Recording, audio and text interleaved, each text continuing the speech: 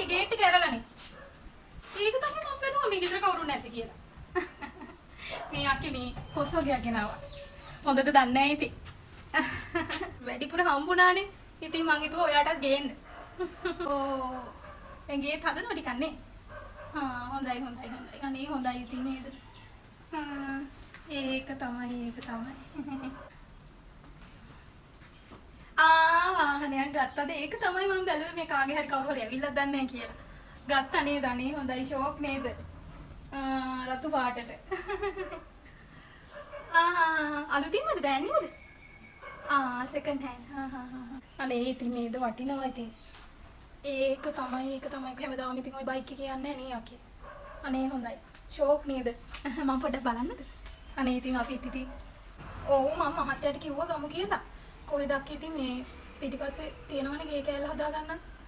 ඔව් ඉතින් දැන් ඉතින් කෙල්ලෙකුත් ඉන්නවනේ වැඩි වියටපත් වෙන්න. පාටියක් ඉතින් දෙන්නත් එපා නේද? වාහන ගත්තා වගේ. අනේ ෂෝක් අනේ.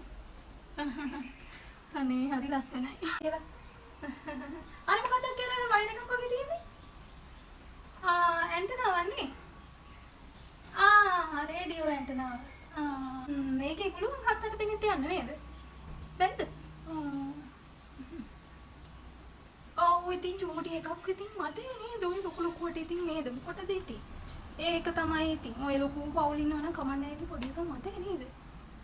දෙන්න 3 දෙනාටනේ. අනේ හොඳයි ඉතින් නේද? ෂෝක් නේ.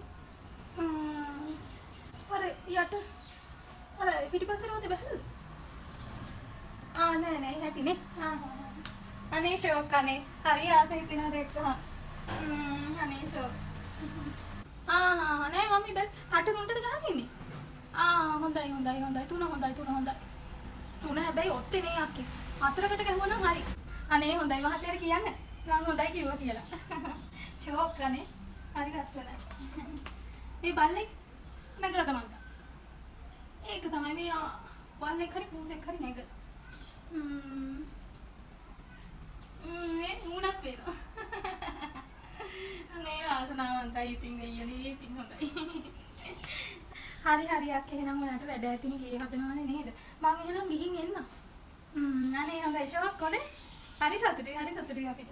මේ එහෙනම් ගිහින් එන්න අක්කේ. හොඳයි හරි උසන්නේ.